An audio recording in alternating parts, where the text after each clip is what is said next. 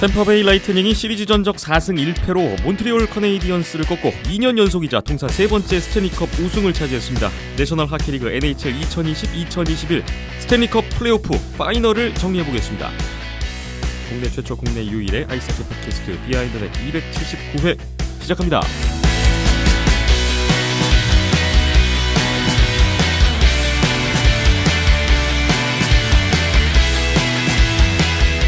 비하인드넷 279회입니다. 오늘 7월 9일 금요일 오전에 모여서 제작에 들어갔습니다. 안녕하세요. 김태범입니다. 오늘도 이현섭 기자와 박힘찬 PD 나오셨습니다. 안녕하세요. 안녕하세요. 안녕하세요. 279회를 맞이한 비하인드넷인데 드디어 NHL 올 시즌 스탠리컵 플레이오프 파이널까지 모두 끝났습니다. 어제 한국 시각으로 어제 7월 8일에 시리즈 끝나는 것을 확인했고 말도 많고 타도 많았던 우여곡절 있었던 시즌이었는데 이렇게 또 마무리가 돼서 오늘은 스탠리컵 파이널 최종 정리를 한번 해보고 시즌 정리까지 뭔가 좀 마무리하는 느낌의 그런 회차가 될 것 같군요. 오늘도 한 주 동안 해주신 여러분이 주신 댓글 먼저 감사한 마음으로 소개하면서 들어가 보겠습니다. 유튜브 댓글입니다. 볼츠레치고님이 6월 28일 월요일 댓글 주셨는데 우리는 쿠체로프, 스탬코스, 포인트, 헤드먼 등등이 있다. 우리는 프라이스 있다. 흥미롭기는 합니다. 하셨고요. 호이 미스틱님이 30일 수요일에 플러스, 웨버, 스탈, 페리, 노땅들과 스즈키, 타타르, 갤러거, 덜덜덜이라는 댓글을 달아주셨어요. NHL 스탠리컵 플레이오프 파이널 템파베이와 몬트리올의 대결을 앞두고 양팀 팬들이 기대하는 선수들 이렇게 열거를 해주신 것 같고 팬들의 목소리를 대변해 주신 것 같아요. 에드워드 마님이 28일 월요일에 헵스가 우승하길이라는 댓글 주셨는데 언더독의 반란을 기원해 주셨었죠. 몬트리올 우승을 기원해 주시는 댓글이었습니다. 여기까지가 파이널 시리즈 들어가기 전까지의 댓글이고 지금부터 소개해드릴 댓글은 시리즈 시작 이후 댓글입니다. 더 프로세스 트러스트님이 7월 3일 토요일 댓글 주셨네요. 3차전까지 치러진 시점 템파 2년 연속 우승이 보이네요. 한 경기라도 더 보고 싶은데 몬트가 해낼 수 있을런지 다음 영상은 언제 올라오는지 알 수 있을까요? 하셨고요. 템파베이가 3차전도 이기고 시리즈 3연승을 기록했을 때 주신 댓글이에요. 저희가 시리즈 중간 정리를 한번 할까 하다가 시리즈가 좀 일찍 끝날 것 같은 가능성이 보이길래 아예 그냥 시리즈 끝나고 정리를 하자 이렇게 좀 의견을 모았고 오늘 이제 7월 9일 금요일에 279회를 하고 있습니다. 정곤킴님이 7월 6일 화요일 댓글 주셨는데 한 경기라도 더 볼 수 있겠네요. 오늘은 몬트리올이 연장에서 이겼습니다 하셨어요. 4차전 몬트리올 연장승 그날 주신 댓글이었고요. 정곤킴님이 7월 8일 목요일에 댓글 또 주셨습니다. 결국 템파베이가 우승했네요. 솔직히 4차전에서 끝나는 줄 알았는데 운이 좋아서 5차전까지 한 것 같네요. NBA에서는 파이널 3연패한 팀이 있는데 NHL에서는 없는 것 같은데요. 만약 템파베이가 오프 시즌에서도 지금의 전력을 유지한다면 3연패도 가능할지 내년 시즌도 흥미로울 것 같네요. 라는 댓글입니다. 시리즈 5차전으로 다 끝나고 난 직후에 주신 댓글입니다. 결국은 템파베이 라이트닝이 우승을 차지했고요. 그리고 볼츠레치고님이 조금 전에 댓글 주셨군요. 7월 9일 금요일에 우승! 좋아하는 팀이 그것도 백투백으로 우승하는 기분을 느끼니 참 좋습니다 하셨습니다. 볼츠레치고님 템파베이 팬이신데 우승 축하드립니다. 백투백. 이야, 댓글을 또 안 주실 수가 없었을 것 같아요. 템파베이의 우승으로 끝난 이번 시리즈 잠시 후에 정리를 해볼 텐데 오늘 미리 저지 소개 한번 하고 가겠습니다. 네, 바실렙스키밖에 없지 않습니까? 이번 시리즈의 최종 주인공 결국은 안드레이 바실렙스키 선수로 뽑혔는데 컨스마이스 트로피를 가져갔어요. 오늘 그걸 기념하여 입으셨군요. 잠시 후에 바실렙스키 선수의 활약이 어땠는지는 이따가 자세히 들어보기로 하고요. NHL에서 파이널 3연패한 팀이 없었나라는 말씀을 주셨는데 좀 과거로 거슬러 보니까 좀 있긴 있던데요. 세 팀이 있었어요. 네. 몬트리올, 아일랜더스, 토론토 이렇게 세 팀이 있었어요. 네. 근데 굉장히 그 과거의 일이고 오래된 일이고. 예. 그때 몬트리올 5연패한 시즌이 있었고요. 네. 4연패한 시즌이 있었고 몬트리올이 아일랜더스가 4연패한 시즌이 있었고 이제 토론토가 3연패를 2번 한 시즌들이 있었습니다.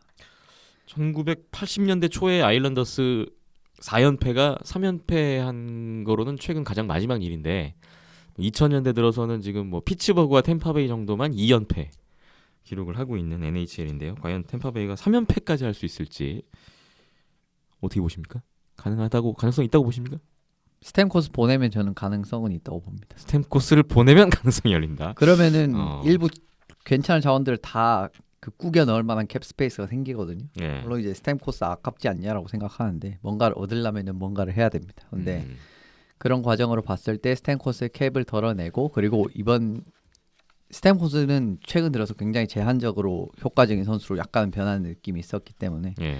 그런 부분에서 덜어내면은 콜턴 괜찮았고 이라인도 콜턴 그다음에 그 서렐리 한 자리 킬런 주고 3라인 그대로 유지가 되고 4라인도 유지가 되고 1, 2, 3, 4라인 유지가 되거든요. 그러면서 수비진에도 사바르 자리에 괜찮은 친구를 또 영입을 뭐 사바를 그냥 데려가줘도 되고 그다음에 바꿔도 상관없는 그런 상황이 전개가 되기 때문에 예.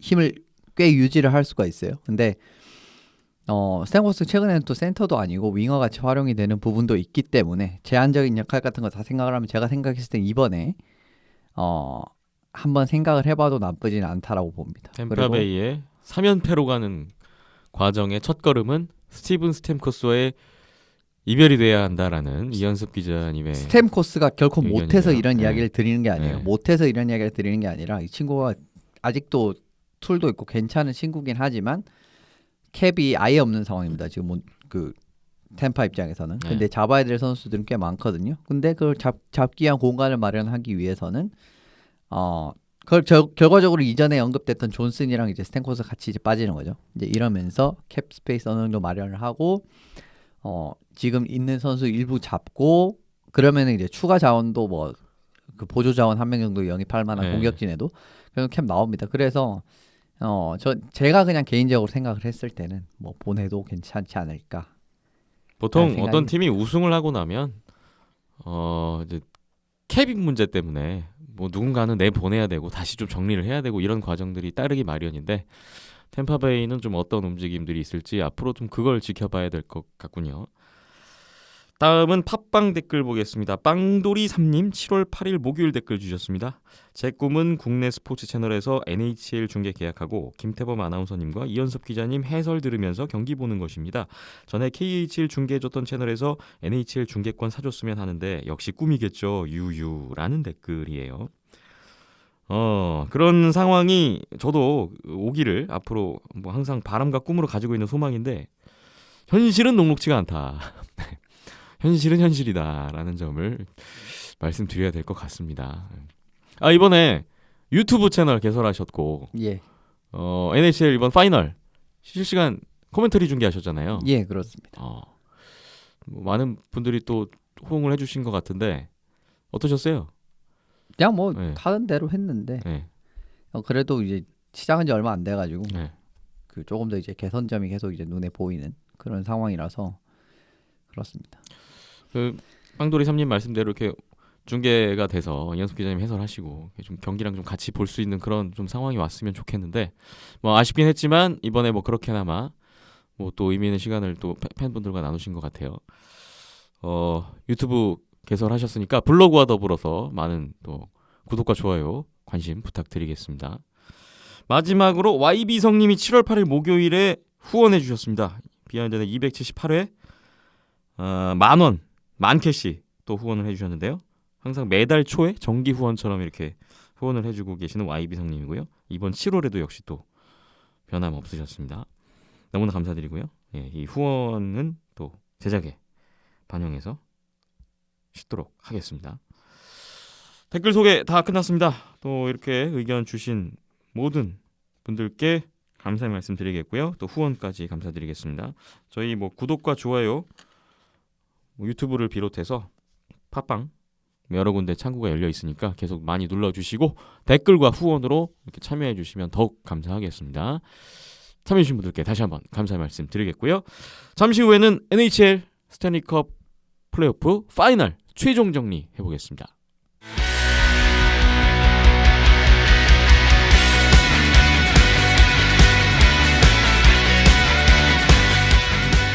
내셔널 하키리그 NHL 2020-2021 시즌이 모두 끝났습니다. 스탠리컵 플레이오프 파이널 오늘 최종 정리를 지금부터 이현숙 기자와 해보겠습니다. 템파베이 라이트닝 대 몬트리올 커네이디언스의 이번 파이널 대진이었습니다. 현지 시각으로 6월 28일에 한국 시각으로 6월 29일 화요일 오전부터 시리즈가 시작됐었는데 오늘 한 경기 한 경기 간단하게 한번 복기를 해보고 양팀 이번 시리즈 어땠는지 이번 최종 정리를 한번 해볼게요. 1차전부터 들어가 볼게요. 1차전 경기 양상 잠깐 보면 템파베이가 1피러드 초반에 에리크 체르나크 선수의 선제골에다가 2피러드 초반에 야니 구르드의 추가골 2대0으로 앞서 갔는데요. 2피러드 후반에 몬트리올이 벤 셔로트의 골로 추격을 하면서 2대1이 됩니다. 템파베이가 3피러드 초반 중반에 니키타 쿠체로프의 연속골 터지면서 달아났고 스티븐 스탬코스의 파워플레이 골까지 추가가 되면서 최종 스코어 5대1로 승리하고 1차전 기선을 잡았습니다. 템파베이의 수비수 에리크 체르나크 선수와 선제골로 NHL 플레이오프 데뷔 첫 골을 기록했고 야니 구르드가 결승골 넣었는데 2경기 연속 결승골이었어요. 최근 6경기 4골이었습니다. 니키타 쿠체로프가 3피러드에서만 3포인트 챙기면서 2골 1도움, 브레이든 포인트도 3도움을 올렸던 경기입니다. 한편 몬트리올은 수비수 벤 셔로트가 2피러드 추격골로 자신의 플레이오프 데뷔 첫 골을 넣었는데 상대 선수 스케이트에 2번 연달아 맞고 투쿠션으로 꺾여 들어가는 아주 행운의 골이었고요. 근데 이후에 이제 3피러드 초반에 쿠체로프 선수가 쳐놓은 그 퍽을 손으로 맞고 걷어내려다가 결국 자신의 스틱에 맞고 들어가는 이 자책골과 다름없는 그런 좀 뼈아픈 추가 실점이 됐는데 좀 묘한 득점과 실점의 과정이 셔로트 선수에게 좀 걸려있는 그런 경기였어요. 템파베이의 골리 안드레이 바실렙스키가 18세이브 1실점 승, 몬트리올 골리 캐리 프라이스가 22세이브 5실점 패를 기록했습니다. 몬트리올은 요엘 아르미아 선수가 1차전 나오지 않았고요. 제이크 에반스 선수가 플레이오프 2라운드 1차전 이후에 26일 만에 출장했던 1차전이었습니다. 2차전으로 넘어가 보겠습니다. 2피러드 초반에 템파베이 앤서니 서렐리의 선제골 나왔고요. 2피러드 중반에 몬트리올 닉스즈키의 파워플레이 동점골이 나옵니다. 1대1이 되는데 몬트리올이 동점 직후에 한 7분여 동안의 파상 공세를 펼쳤는데 역전에는 실패했고 2피러드 종료 1초를 남겨놓고 템파베이가 역습에 의해서 블레이크 콜먼의 골로 2대1로 다시 리드를 잡았어요.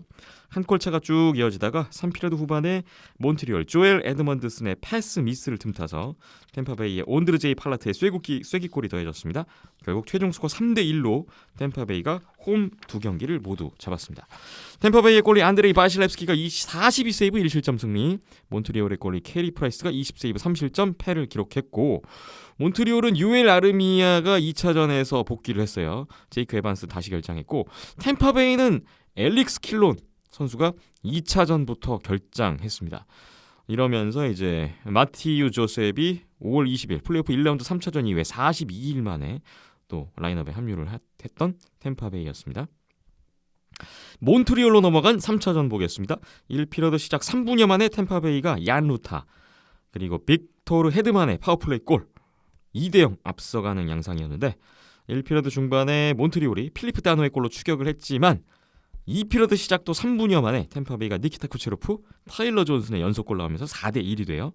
몬트리올이 2피러드 후반에 닉스지키의 골로 좀 다시 추격을 하면서 희망을 이어봤지만 3피러드 후반 가서 템파베이가 타일러 존슨의 골이 추가되면서 5대2 여기서 사실상 승부는 갈라졌고요. 이후에 몬트리올이 엠티넷 상황에서 코리 페리의 만회골이 한 골 나왔는데 바로 또 블레이크 콜먼의 엠티넷 골이 추가됐어요. 최종 스코어 6대3이었습니다. 템파베이가 시리즈 3연승을 이어갔습니다. 템파베이의 타일러 존슨이 3피러드 결승골 포함 2골 활약이었고요. 몬트리올은 필리프 다노가 이번 플레이오프 첫 골 기록을 했네요. 템파베이는 역시나 안드레이 바실렙스키 골리가 32세이브 3실점 승, 몬트리올은 캐리 프라이스 골리 24세이브 5실점 패, 또 승패가 갈렸습니다. 템파베이 이날도 엘릭스 킬로는 나오지 않았고 몬트리올은 도미니크 뒤샤름 감독 땡이 3차전부터 벤치에 복귀했던 모습을 또 볼 수 있었습니다. 자, 일단 3연승으로 쭉 템파베이가 완전히 시리즈의 주도권을 잡고 거의 우승 분위기로 가는 그런 양상이었는데 세 경기 먼저 잠깐 좀 정리를 하고 갈게요. 템파베이의 좀 압도적인 양상이었다 이렇게 봐야 될 것 같은데요. 끝났죠. 그냥 3경기에요. 네. 그냥 여기 3대0이 나오면은 템파가 4연패를 한다는 그림 자체는 생각할 수가 없는 그런 흐름이었고요. 이제 그 지난주에 1경기 흐름에 따라서 굉장히 시리즈 짧게 끝날 수 있다 말씀이 드렸는데 그렇습니다. 1경기에 딱 잠식당하는 그림 나왔거든요. 그러니까 이거 못 벗어나면서 그냥 끝나버린. 그러니까 1차전의 승패가 어떻게 나느냐 단순히 그게 아니라 예. 뭐 템파베이가 어떤 양상으로 승리를 하느냐를 본다면 그렇죠. 뭐 거기서 시리즈가 좀 조기에 끝날 수 있는 예상을 할 수 있다 그런 네. 말씀을 해주셨어요. 만약에 몬트리올이 진짜 이제 저도 잘 싸우고 지는 그림이 딱 나왔으면은 또 모릅니다. 1차전에. 근데 1차전에 그냥 아주 그냥 쭉 미끄러졌죠. 무난하게 템파베이 완승이었어요. 여기서 진짜 빨리 끝날 것 같은 느낌은 들었습니다. 근데 진짜 결과적으로는 뭐 2차전 잘하긴 했는데 졌고 2차전 제가 봤을 때는 좀 잡을 법한 경기였거든요. 이제 뭐 결과적으로는 1대1이었는데 동점 만들고 역전 분위기였거든요, 사실. 네. 거기서 역전을 못하고 2피리어드 종료 직전에 얻어맞은 그 실점. 그렇죠. 매우 그거 아쉬웠습니다. 또 컸고 네. 결과적으로는 그 몬트리올도 딱 한 골을 딱 넣었을 때 뭔가 이 그 한번 분위기가 딱 타면은 쫙 올라오는 그런 게 있어요. 보면은 이번 파이널 시리즈에. 근데 네. 결과적으로 그 추가적인 부분에서 득점으로 연결된 게 시리즈 전체에서 몇 개 없었습니다. 근데 그런 부분이 2차전에서도 결과적으로 한 골 넣고 뒤에 조금 이제 그 뒤에 조금은 엑셀을 밟았는데 안 들어갔죠. 근데 이쪽은 이 실점을 하고 실수로. 그러니까 또 몬트리올은 실수가 너무 많았습니다. 경기 전반적으로. 그러니까 예. 뭔가 실수가 딱 하면은 그냥 찔러버려요. 템파가. 이제 이 부분에서 또 균열이 발생하는 장면도 있었기 때문에 또 물론 이제 템파도 운도 좋은 득점도 많았죠. 템파도 마찬가지로. 그렇기 때문에 이 더 센 팀이 운도 잘 따라주고 저쪽이 실수까지 해주고 하면은 이길 수가 없죠. 약한 네. 팀 입장에서는. 방법이 없습니다. 예, 진짜 방법이 없습니다. 그렇게 되면. 근데 오히려 약한 팀 쪽에서 그러니까 전력은 확실히 약하잖아요. 이게 전력을 봤을 때 몬트리올 템파보다 강하다고 절대 말할 수 없는 전력이거든요. 근데 이제 이런 팀이 이기려면은 이 저쪽에서 하는 실수를 득점으로 만들고 그렇게 리드를 잡고 그 꾸역꾸역 버티면서 상대방은 그 흐름이 이제 그 시간이 이제 뭐랄까 떨어지면서 조급해지고 뭐랄까 이러면서 이제 그 꼬이게 하는 요런 운영이 나와야 되는데 오히려 몬트리올이 이런 어디가 더 약팀의 운영을 템파가 더 잘해버렸습니다. 예. 근데 그런 장면이 결과적으로는 뭐 1, 2, 3차전 쪽에서도 뭐 안 나왔다라고 볼 수가 없기 때문에 어렵다고 할 수가 있었고요. 예, 뭐 조금 더 뒤에 조금 자세하게 언급드리겠습니다. 네. 몬트리올로서는 2차전의 그 결과가 좀 아쉽게 됐고 3차전 같은 경우에는 좀 템파베이 대량 득점이 나왔는데 보니까 수비수들에서 첫 두 골이 나왔고 그리고 이후에는 뭐 4라인에서도 두 골에 3라인에서도 골이 또 나왔으니까 참 그 템파베이가 어떤 뭐 한두 명에 의존하는 팀이 아니라 정말 두터운 어떤 전력이 있구나라는 것을 또 한번 방증하는 결과가 아닌가라는 생각을 하면서 봤던 또 3차전 결과였습니다. 3연승 상황에서 이제 몬트리올이 마지막 경기에 몰리게 되는데 4차전 몬트리올 홈 경기로 치러졌습니다. 4차전을 보면 1피리어드 몬트리올 조시 앤더슨의 선제골이 나왔고 2피리어드 템파베이의 바클레이 구드로의 동점골로 1대1 동점이 됐습니다. 3피리어드 중반에 몬트리올이 알렉산드르 로마노프의 골로 다시 앞서갔는데요. 5분 뒤에 템파베이가 팻 머룬의 골로 다시 2대2 동점에 성공을 합니다. 연장으로 들어갔는데 3분 57초에 조시 앤더슨의 골든골이 터졌고요. 결국 최종 스코어 3대2로 몬트리올이 연장 승리를 가져가면서 3연패 후에 시리즈 첫 승을 올렸던 몬트리올이었습니다. 몬트리올의 조시 앤더슨이 선제골과 연장 골든골 2골, 중요한 2골 해줬고 모두 콜 코필드의 도움이 있었습니다. 그리고 몬트리올 수비수 알렉산드르 로마노프가 NHL 플레이오프 데뷔 첫 골을 기록했는데 이번 시리즈 첫 출장이었어요. 몬트리올은 골리 캐리 프라이스가 32세이브 2실점 승, 템파베이 골리 안드레이 바실렙스키는 18세이브 3실점 패를 기록했습니다. 몬트리올의 그 제이크 에반스가 3차전 결장 후에 4차전에서는 돌아왔고 이러면서 예스페리 코트카니에미 선수가 4차전 나오지 않았어요. 그리고 몬트리올의 수비수 로마노프 선수도 나왔지만 브렛 쿨라크도 이번 시리즈 첫 출장을 기록했는데 이렇게 되면서 에리크 구스타프손과 존 메이릴이 함께 4차전 수비수 2명이 나오지 않았습니다. 템파베이는 엘릭스 킬론이 4차전도 결정했고요. 몬트리올이 연장승을 거뒀는데 이번 플레이오프 연장 경기 7번에서 6승 1패 전적이 이어졌고 템파베이는 이번 플레이오프 연장 경기 4전 4패를 기록했던 경기였습니다. 5차전 다시 템파베이 홈으로 돌아갔습니다. 33분이 지나는 동안에 0대0의 스코어가 이어졌는데 이 피리어드 템파베이 로스 콜턴의 선제골이 터집니다. 1대0 템파베이가 앞서갔고 이후에 3피리어드 종료 때까지 결국 이 한 골이 유지됐어요. 최종 스코어 1대0이었습니다. 템파베이의 승리. 템파베이의 안드레이 바실렙스키 골리가 22세이브 셧아웃 승을 했는데 이번 플레이오프 1라운드부터 파이널까지 4개 시리즈 모두 시리즈 마지막 경기에서 셧아웃을 했습니다. 몬트리올의 캐리 프라이스 골리는 29세이브 1실점 패 기록을 했네요. 템파베이는 엘릭스 킬론이 5차전까지 또 나오지 않았고 몬트리올은 또 예스페리 코트카니에미 선수가 5차전 나오지 않았고요. 제이크 에반스가 나왔습니다. 몬트리올은 4차전 때와 마찬가지로 수비수 쪽에서 알렉산드르 로마노프, 브렛 쿨라크가 출장하면서 에리크 구스타프손과 존 메릴이 결장하는 상황이었습니다. 몬트리올이 결국은 한 골 차를 극복하지 못했고요. 템파베이가 1대0 승리, 결국 시리즈 전적 4승 1패로 템파베이 라이트닝이 파이널을 끝냈고 2년 연속이자 통산 세 번째 스탠리컵 우승을 차지했습니다. 자, 4차전, 5차전 조금 정리를 먼저 하고 갈게요. 4차전에 몬트리올이 변화를 줬어요. 예. 라인업을 바꾸면서 결국 결과를 만들어냈는데 뭐 요 얘기부터 한번 들어가 볼까요? 뭐 그런 변화책을 준 자체 나쁘지 않죠. 사실 이제 그 3차전에 워낙 이제 그 크게 또 지다 보니까 뭔가 이제 조금 분위기 변화를 위한 책을 썼었는데 그러면서 이제 3라인에 조금 더 이제 수비 지역을 좀 쉽게 돌파할 수 있을 만한 스트레치 패스를 넣어줄 수 있는 이런 선수들을 넣었는데 이게서 좀 재미를 본 부분이 있습니다. 근데 경기력 자체는 뭐 공격을 그냥 조금 풀어가는데 좀 도움이 됐을 뿐이지 막 그렇게 아주 어마어마한 임팩트를 줬냐라고 하면 솔직히 말씀드리면 그렇지 않아요. 왜냐하면 네. 4, 5차전은 결과적으로 완전 똑같은 게임의 재판이었는데 결과는 다른 느낌이었거든요. 근데 그리고 4차전 같은 경우에도 템파가 훨씬 잘했는데 결과적으로 포스트 딱 3개 딱 맞은 그게 차이가 났죠. 네. 거기서 경기 2분 남기고 쿠체로프 맞춘 거나 이제 초반에 파워플레이에서 포인트가 그 포스트 맞춘 그건 사실 들어갔다고 봐야 되는 퍽이기 때문에 이게 양상 자체가 이렇게 펼쳐지지 않았을 가능성이 큽니다. 근데 결국 그때 다 포스트 맞고 좀 몬트리올은 전반적으로 괜찮은 득점이 이번에는 어쨌든 2골, 3골이죠. 근데 앤더슨이 마지막에 또 넣은 부분 예. 뭐 이런 부분에서 차이가 났다라고 보기 때문에 이것도 사실은 템파가 이겨도 이상하지 않았던 게 전혀 이상하지 않았던 게 경기 양상 자체는 템파베이가 훨씬 앞서는 예. 경기였어요. 그렇습니다. 그리고 뭐 5차전도 똑같은데 결과가 달랐죠. 이제 4차전 결과적으로는 몬트리올 리드를 어떻게든 잡으면서 뒤처지는 상황은 안 나왔죠. 뭐 얻어맞든 말든. 근데 이 경기는 리드를 못 잡았습니다.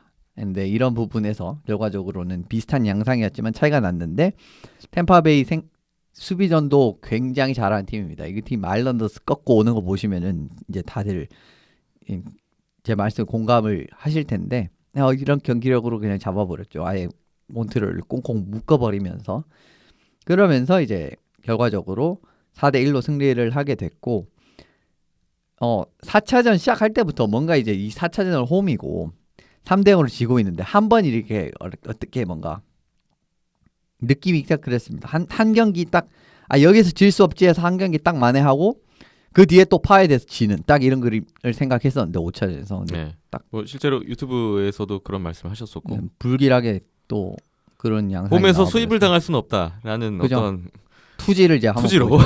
한번 이게 한번 하얗게 불태우고 끝인데 그런 움직임이 나왔는데 네. 결국 또 마지막에 경기를 별로 안 좋았죠. 똑같았으니까 4차전이랑. 그러니까 4차전에 들고 온 그런 기책 같은 부분 그러니까 조금 바꿨잖아요. 그걸 이제 5차전에 공략을 당하면서 진다라고 생각을 했었는데 네.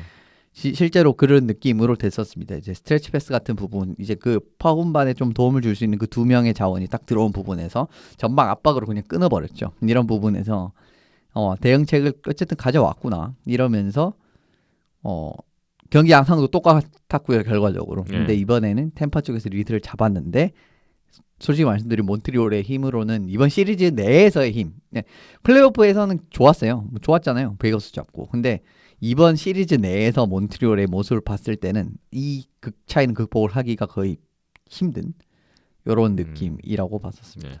그 몬트리올 입장에서는 템파베이를 잡으려면 뭐 기록에서도 전적에서도 나왔지만 일단 선제골을 넣고 가야 그나마 좀 가능성이 열리는데 뭐 4차전은 실제로 그렇게 됐고 5차전 같은 경우에는 또 먼저 골을 내주다 보니까 이거를 뭐 뒤집기에는 가뜩이나 힘이 부족한데 뭐 역부족이하지 않았나 싶고 템파베이 같은 경우에는 사실 엘릭스 킬론 선수가 2차전부터 빠지면서 2라인에 좀 구멍이 생기면서 약화가 됐는데 그래도 5차전에 2라인 콜턴 선수가 2라인으로 올라와서 결국은 중요한 결승골을 넣어줬다는 점.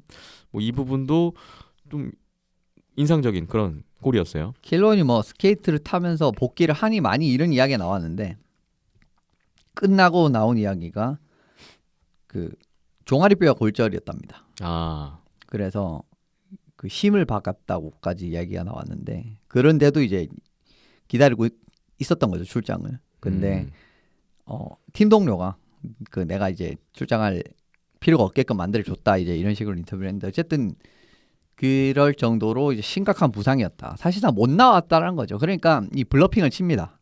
항상 네. 플레이오프 들어가면 부상. 왜냐하면은 내 패를 보여줄 이유가 없잖아요. 그러니까 저쪽에서 이제 심리전을 계속 걸어야지 이런 식으로 나올 수 있다. 설령 이제 내부에는 진짜 못 나오는 게 확정이 된 상황이라도 이제 이런 부분이 있었고 쿠체로프도 그 보빌리아가 아니죠. 그 누구냐? 메이필드한테 크로스체크 맞은 이후에 그 갈비뼈 미세골절이 있었다고 합니다. 네. 근데 그 이제 진통제 맞으면서 이제 경기를 뛰었는데 그러니까 몬트리올 입장에서 더 안타까운 건 그럼에도 졌다는 거죠. 저쪽에서 그렇게 만신창이가 다른 주축 자원들에서 큰 부상도 있어 한 명 빠지고 한 명 진짜 큰 부상이라 몸 상태 100%도 아닌데 이런 부분은 더 좀 안타깝게 만드는 부분이고 이제 뭐 아주 이런 느낌이 될 것 같긴 했는데 결과적으로 이게 파이널에서 이런 결과 나왔어요. 이제 몬트리올 같은 경우에는 계속 말씀드렸지만 잘합니다. 뭐 플레이오프 때 보면은 뭐 끈질긴 플레이로 어떻게 이상하게 강호들을 딱딱 잡고 올라갈 때가 있어요. 근데 이제 좀 상성적으로 포워드 뎁스라든지 이런 게 오히려 더 좋은 팀들 만나죠. 그러니까 근데 베가스도 어떻게 보면 좋다고 생각하지 않냐는데 베가스 결과적으로 이번에 3라인의 그 1, 2라인이 묶였잖아요. 톱4에서. 이제 이런 부분에서 이제 몬트리올 이제 그 수비진이 좀 잘한 부분이 있고 네. 그리고 3, 4라인 깊이가 그렇게 좋다라고 4라인 깊이가 특히 좋다라고 볼 수는 없습니다. 뭐 그 베가스 같은 경우에는 나쁘지는 않지만은 아주 뭐 압도적으로 이제 좋은 그런 느낌은 아닌데 그러니까 근데 몬트리올이 이번 플레이오프 때 4라인이 베테랑이 굉장히 잘하는 모습이었고 이런 부분에서 좀 물리면서 잘 갔는데 안 물리는 팀들이 있어요. 보면은 그 몬트리올이 이런 스타일에 네. 작년 필라델피아 플라이어스라든지 안 물립니다. 왜냐하면 저쪽이 더 깊이가 좋거든요. 선수진의 깊이가. 그런 팀들을 만나면 아주 그냥 쭉 미끄러지는 그런 게 있어요. 이제 작년에 뭐 사실 아주 미끄러지는 패배는 아니었지만 그러니까 옛날에 2010년에 필라델피아 또 결승 갈 때도 막 강팀 다 잡아놓고 동부 결승에서 필라델피아 만났는데 4대1로 떨어지고 딱 몬트리올 딱 그런 컬러가 있거든요. 네. 근데 요게 이제 결승전에서 나와버렸습니다. 몬트리올 이야기로 좀 들어가 볼게요. 오늘 이제 한 팀씩 정리를 지금부터 해보려고 하는데 오늘은 이제 반대로 패자인 몬트리올 커네이디언스 이번 시리즈 뭐 첫 시즌 정리를 좀 해야 될 것 같습니다. 1993년 이후에 28년 만에 컵 도전을 했는데 결국 너무 강팀을 만난 것 같아요. 사실 그죠? 뭐 이 정도까지 올라오리라는 예상도 없었고 사실 없었죠. 뭐 그래도 시즌 전에 그런 말씀해 주셨잖아요. 이번에 디비전 개편이 몬트리올에게는 캐나다 팀들하고만 상대하는 게 기회가 될 것이다 라고 했는데 정규리그 때는 그 기회를 못 잡았다면 그죠. 플레이오프 때는 그 기회를 좀 잡은 것 같아요. 잡았죠. 왜냐하면 네. 캐나다 팀 두 팀을 또 네. 이제 뚫으면서 1, 2라운드를 어쨌든 뚫었기 때문에 그렇습니다. 그런 부분은 좀 도움이 됐을 거예요. 근데 베이거스까지 잡아까지는 굉장히 좋았는데 그렇습니다. 이제 상대가 안 좋았죠. 왜냐하면 또 베이거스도 잡으라는 게 베이거스는 사실 몬트리올 몇 번 안 만납니다. 정규 시즌에. 네. 왜냐하면 일반적으로 봤을 때 동서부 쪽에 나눠 있고 한 시즌 경기를 많이 안 하죠. 근데 템파는 사실 굉장히 자주 합니다. 경기를. 같은 디비전이잖아요. 애틀랜틱 디비전. 이제 이런 부분을 생각을 해보면은 더더욱이 먹히기 힘든 이 몬트리올 가진 이빨이 들어가기 힘든 상황을 조금 더 이제 또 뒷받침해주는 상황이 있었고요. 네. 프라이스가 좀 일관적인 경기력을 못 보여줬습니다. 이런 부분 이제 프라이스를 비난하는 건 아닌데 경기력이 일관되게 못됐다라는 부분은 그냥 말씀을 드리고 싶은 겁니다. 시리즈 향방 사실상 갈랐다고 할 수 있는 1, 2, 3차전 직접적인 실수에 의한 골들이 다 있었습니다. 매 경기마다. 예, 1, 2, 3차전 특히 이제 이런 부분에서 사실 이제 몬트리올이 다른 이제 앞 상대들을 잡을 때 보면은 프라이스가 이런 실수가 안 나왔어요. 딱 꾸역꾸역 담아가주면서 이제 그 수비적인 운영에 이제 방점을 딱 찍는 요런 역할을 해줬는데 이게 안 됐습니다. 예. 그렇기 때문에 어려질 수밖에 없죠. 물론 바실렙스키도 실수에 의한 그 실점이 있었고 운에 의한 실점이 있었는데 프라이스가 더 많았어요. 그러니까 케이리 프라이스가 결국 안드레이 바실렙스키보다 우위에 서지 못했습니다. 그렇죠. 이번 시리즈. 이제 그런 네네. 부분에서도 이제 어려웠다고 보고 4, 5차전은 굉장히 잘했거든요. 근데 너무 늦었죠. 아, 프라이스가 잘했는데. 예. 예. 너무 늦었습니다. 4, 5차전 사실은 굉장히 잘했거든요. 근데 좀 늦었다. 그러니까 뭐 결과적으로는 일관적인 경기력을 못 보여준 거죠. 네. 4, 5차전처럼 1, 2, 3차전부터 그런 이제 처음부터 나왔어야 되는데 이제 그런 경기력을 보여주지 못했고요. 두 번째는 스즈키 라인 제외하면은 믿고 갈 만한 공격 툴이 없었습니다. 없었죠. 아예. 이게 뭔가 나왔어야 했는데 없었습니다. 예. 몬트리올 강점이라고 하면은 1라인에 4라인까지 라인 대응 능력이 일단 좋고 여러 라인을 이제 경기 후반부에도 4라인을 쓸 수 있을 정도로 1, 2, 3, 4라인에 어쨌든 균형적인 기여가 가능한과 동시에 여러 라인에서 득점 성과도 나왔다라는 거예요. 이전 시리즈에서 잘했다는 부분은. 근데 이번 시리즈에서 이런 모습 전혀 나오지 않았죠. 1라인 핵심이라고 할 수 있는 스즈키, 코필드 각각 3포인트씩은 했거든요. 이것도 근데 5경기에 3포인트니까 아주 주축 자원에서 이게 1라인에서 진짜 믿을 만한 스코어링 지원이라고 보기엔 조금 어렵다고 볼 수가 있고요. 그것도 또 앤더슨이 또 올라오면서 그죠. 좀 바뀐 이후에 또 포인트도 있었고. 2회 몬트리올 전체 공격수 10 몇 명이죠. 이제 빠진 선수까지 보면 거기까지 계산 안 해도 어쨌든 나머지 전체 공격수 이번 시리즈에 뛴 전체 공격수 포인트가 7포인트입니다. 네. 근데 앞서 말씀드린 그 두 명이 6포인트. 이제 이게 제외하고 나머지 공격수가 7포인트인데 그러니까 뭐 이 중에 2포인트는 또 앤더슨 포인트예요. 토폴리라든지 뭐 갤러거라든지 뭐 이런 선수들 사실 3라운드까지 이렇게 좀 골도 넣어주고 포인트 그죠, 올려주고, 잘했죠. 뭐 아르미아도 마찬가지고. 네. 예. 이런 선수들이 뒷받침이 전혀 없었다. 전혀 네, 없습니다. 네. 레코넨 0포인트, 스털 0포인트, 토폴리 0포인트 제일 문제였습니다. 코트카니에미는 아예 그냥 빠져버렸고. 못하니까 예, 빠졌죠. 예, 예. 그러니까 안 맞는 플레이를 하니까. 토폴리 마이너스 6에 0포인트입니다. 예. 제일 문제였어요 이번 시리즈에서. 이렇게 그 고전을 하면 안 됩니다. 그러니까 결과적으로 이제 그 뛰어난 이제 그쪽에 아예 막히는 그런 모습이었고 아까 말씀드린 7포인트 중 2포인트가 결과적으로 앤더슨 2골인데 그것도 4차전 이겼을 때 딱 나온 4차전 이겼을 때 나온 경기고 그것도 엄밀히 따지면 스즈키 코필드 라인에서 라인 조율해서 1라인에 올라와서 만든 골이었거든요. 예. 그러니까 1라인 이후에 기회가 아예 없었다고 보면 돼요. 아예 없었다고 보시면 됩니다. 이 정도면 아예 없었다고 보시면 됩니다. 이런 부분이 있었고요. 디샤른 감독의 아쉬운 기용도 저는 이거는 지적을 드려야 되는데 예. 전반적으로 공격이 틀어막히는 상황이었죠. 막 그렇게 성과가 안 나왔습니다. 첫 2경기에서 2골밖에 못 넣고 3경기도 3골 넣었는데 뭐 이건 뒤에 넣고 막 이런 부분이 있었기 때문에 아주 충분하지 않았습니다. 그러니까 첫 3경기에서 결과적으로 5골밖에 못 넣었다는 거죠.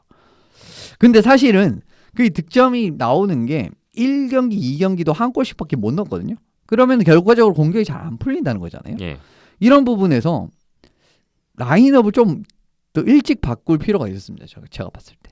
근데 보면은 결과적으로 1, 2, 3차전 패배했고 이제 들고 나온 라인업을 1, 2, 3차전은 거의 고정했다고 보면 돼요. 아르메가 결국 2차전부터 복귀를 한 시점부터는. 예. 근데 이거는 별로 좋지 않았다라는 부분을 말씀드리고 싶고 4차전에서야 바뀐 게 늦었다. 예. 예. 바뀌니까 괜찮았잖아요.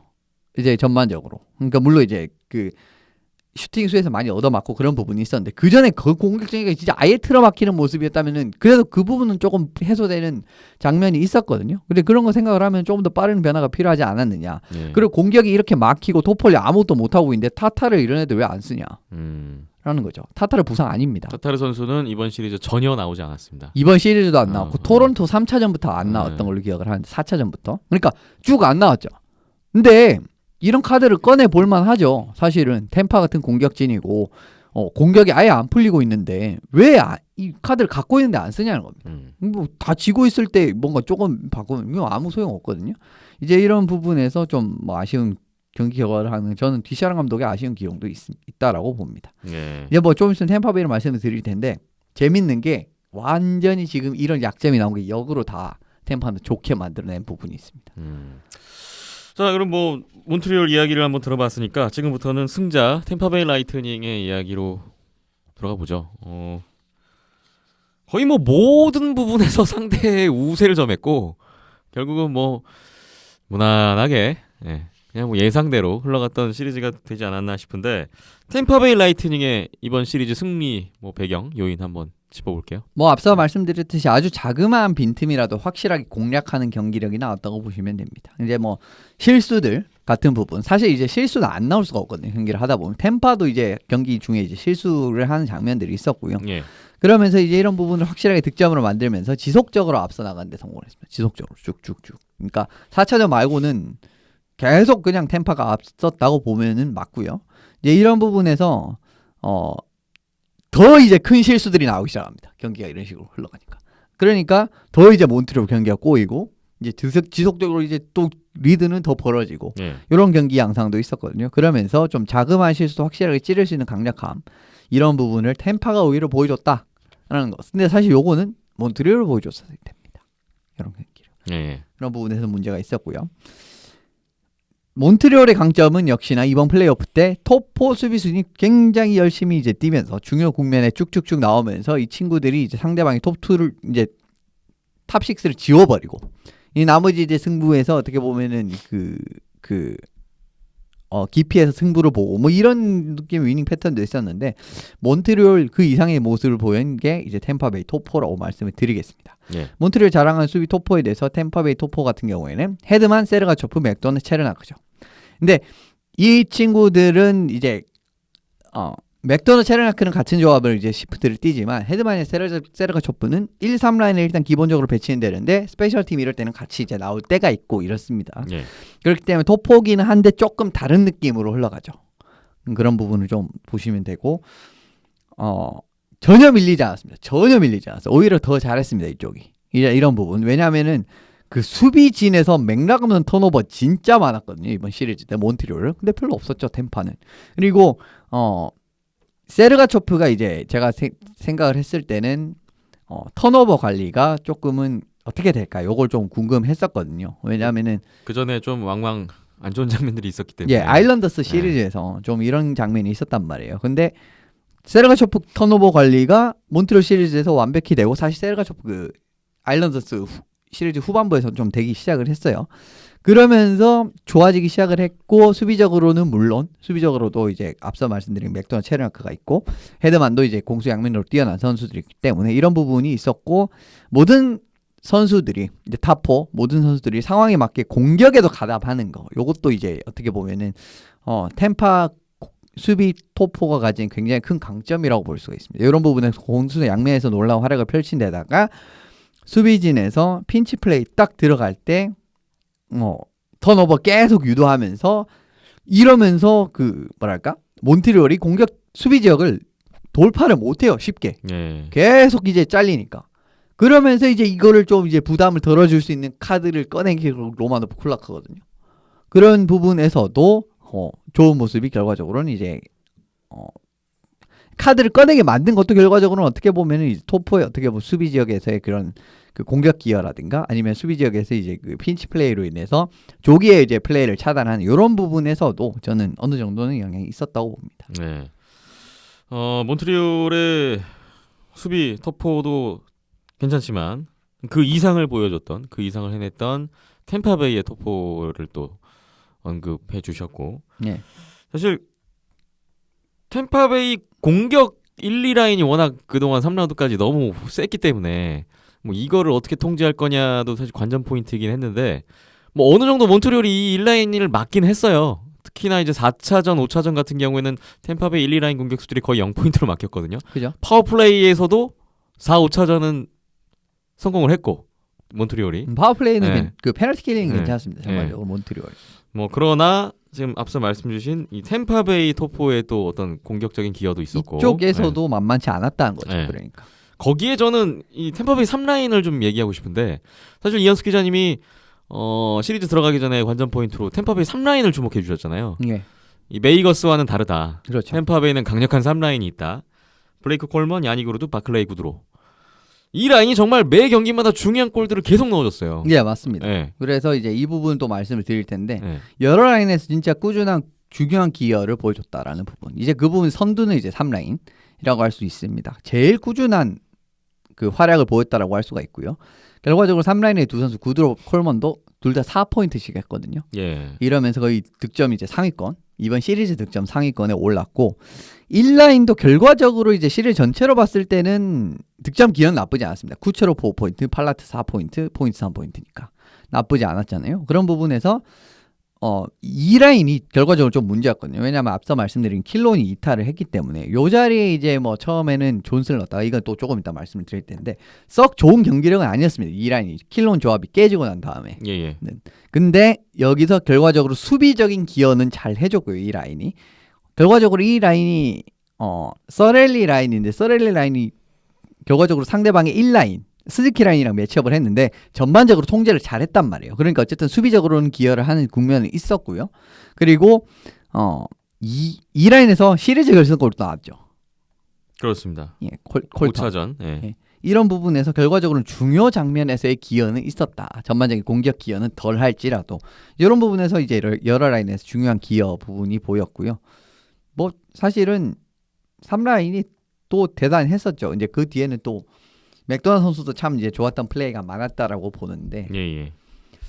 그렇습니다. 그래서 뭐 콜만 골 같은 경우에 좀 운이 좋았던 또 기가 막히 좀 뭐 어떻게 보면 좀 아이코닉 모먼트 같은 느낌으로 골이 들어갔는데 아무튼 이제 그런 부분에서는 참 좋았어요. 전반적으로 다. 1차전, 2차전 결승골이 다 3라인에서 나왔고 그게 뭐 시리즈 첫 주도권을 잡는 결과로 이어졌던 그렇죠. 템파베이였고요. 뭐 3차전에서도 뭐 마지막 엠티넷 골, 4차전에서도 뭐 동점골, 뭐 계속해서 뭐 모든 라인이 다 잘했지만 특히 3라인 거기다가 이제 마지막 경기에서는 2라인까지 터지면서 결국은 뭐 승리로 갈 수밖에 없는 템파베이의 그런 흐름이었던 것 같아요. 네, 이길 수가 없습니다. 이런 네. 느낌으로 가면. 네. 자, 템파베이 라이트닝까지 시리즈 정리를 이렇게 한번 해봤습니다. 이번 플레이오프 MVP가 누가 될 것인가, 콘스마이스 트로피를 누가 가져갈 것인가. 사실 처음에는 니키타 쿠체로프나 브레이든 포인트 쪽으로 좀 시선이 쏠렸었는데 글쎄요. 사실 두 선수가 4차전, 5차전 마지막 두 경기에 포인트를 못 올렸어요. 마지막 강한 인상을 남기지 못했고 반면에 안드레이 바실렙스키 골리가 또 최종전에서 셧아웃을 하면서 좀 마지막 강렬한 인상에서 좀 다르지 않았나. 그 차이죠, 네, 결국. 저는 그런 생각이 좀 들었어요. 예, 뭐 네. 사실은 3명 중에 1명이 나온 거는 거의 확정적이었는데 결과적으로 이제 또 이번 셧아웃으로 끝나면서 5시리즈 연속 셧아웃이거든요. 마지막 경기. 지난 시즌 파이널 마지막 결승전도 경기부터 셧아웃이었고. 댈러스전. 그렇죠. 네. 이제 1, 2, 3, 4라운드, 4라운드 같이 할 수 있으니까 4라운드까지 전부 마지막 결승 경기에 그러니까 위닝 셧아웃을 다 올리면서 승리를 하는 그런 이제 부분에서 제가 생각했을 때는 준 것 같습니다. 예. 그런 부분이 있고 골문도 사실은 몬트리올 우세를 점치는 시간이 많았는데 여기서도 바실렙스키 앞섰다. 그러네요. 132세이브 80점입니다. 이번 5경기에서. 근데 어, 프라이스가 127세이브 16실점이거든요. 예. 그러니까 같이 받은 슛 자체는 거의 비슷합니다. 140대 143. 근데 저쪽은 16골 먹었고 이쪽은 8골밖에 안 먹었죠. 예. 이런 부분에서 차이가 났다라고 볼 수가 있습니다. 물론 이제 전력적인 차이 부분도 어느 정도 고려가 돼야 되는데 실수에 의한 실점 같은 부분도 앞서 말씀드렸듯이 바실렙스키가 조금 더 나았고요. 이전 시리즈는 사실 전력에 관계없이 프레스가 잘했잖아요. 토론토 쉬었습니까? 아니거든요. 위니펙은 뭐 좀 그렇다 칩시다. 왜냐하면 저쪽은 샤이플이 빠졌고 이런 부분. 그건 그렇다 쳐요. 그 다음에 베이거스 쉬었습니까? 안 쉬었거든요. 근데 다 막으면서 이겼단 말이에요. 근데 이런 모습이 안 나왔다라는 거, 결승에서. 뭐 이런 부분도 아쉬웠죠. 그게 이제 3차전까지 조금 틈을 보였던 프라이스의 어떤 건 문제도 있었고 바실렙스키가 이번 플레이오프 23경기 전 경기 풀타임을 뛰었어요. 맥클레인이는 한 번도 나오지 않았습니다. 못 쓰죠. 그러면서 세이브 성공률이 93.7%에 평균 실점 1.90에 셧아웃 5번 했는데 5번 중에 4번이 시리즈 최종전에서 나왔다. 그렇죠.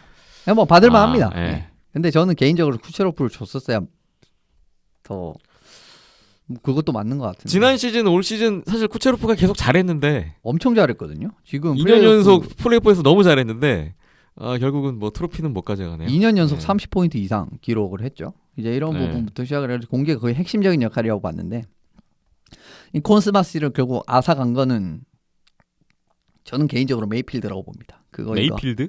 찍었잖아요. 아, 그거라고 봅니다. 그 네. 여파가 없을 수가 없었거든요. 네. 그럼에도 불구하고 잘하긴 했습니다만 아마 더 잘했을 거예요. 그거 없었으면 파이널에서. 그런 부분도 어느 정도 이제 바실랩스키의 등을 밀어준 부분이 있지 않나. 그렇습니다. 그렇군요. 그리고 팬 머룬 선수가 뭐 개인적으로는 3년 연속 컵을 들어올리게 예. 됐어요. 세인트루이스 네. 그리고 2년 연속 템파. 야, 이렇게 이것도 3년 참 연속. 한 번 우승하기도 힘든데 운이 좋네요. 3번 연속. 이것도 사실은 이제 그 매니지먼트 템파 매니지먼트에서 굉장히 좋은 영입이라고 봐야 되는데 네. 결국적으로 살아있는 이 선수가 스킬은 떨어지는데 뭐 상대방을 신경을 긁는다든가 아니면은 그 네트 근처에서는 왜냐하면 이 선수를 결과적으로는 파워플레이 2라인에 씁니다. 그 정도로 이제 어느 정도는 이제 그 스크리너라 같은 부분에서는 기대치가 있는 선수이기 때문에 네. 굉장히 괜찮았던 영입이에요. 그리고 그렇다고 뭐 샐러리가 굉장히 많이 이제 돈을 많이 주고 이제 한 영입도 아니기 때문에 이런 부분도 좋았다고 할 수가 있습니다. 그렇군요.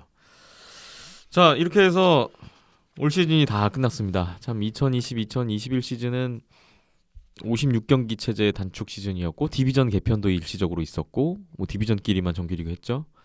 여러 가지 뭐 중간중간에 뭐 코로나19 때문에 경기 취소되고 연기되고 선수들은 계속 들락날락하고 참 여러 가지 일들이 있었는데 뭐 이렇게 결국은 템파베이 라이트닝의 우승으로 막을 내리게 됐습니다. 이번 시즌 한번 정리 코멘트 한번 해주실까요? 좀 어떠셨습니까? 템파베이의 왕조가 열리나 이런 느낌도 좀 있는데 어떻게 그거는 보셨어요? 그동안 네.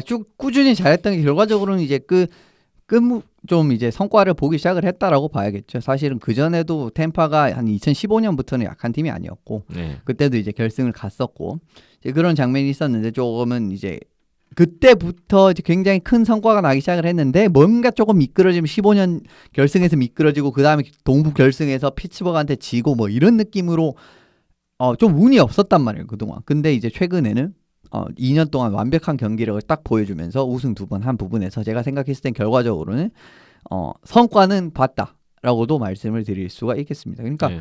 템파가 그만큼 센 팀이라는 거죠. 그러니까 프리시즌부터 쭉 이제 말씀을 드렸듯이 지난 시즌 올 시즌 플레이오프는 템파베이가 얼마나 강한 팀인가를 그냥 확인하는 그런 시간이었던 것 그렇죠. 같아요. 아니 근데 이런 팀을 보고 무슨 그 순위를 낮게 놓고 시작하기 전에 시즌 전 시즌 전 그렇죠. 예상해서 뭐 여러 가지 이야기 있었는데 뭐 이번에 뭐 올해 같은 경우에는 디비전 짜는 것부터 뭐 같은 팀을 여러 번 만나고 캐나다 디비전을 또 짜서 이것도 이거대로 돌아가고 같은 느낌인데 예.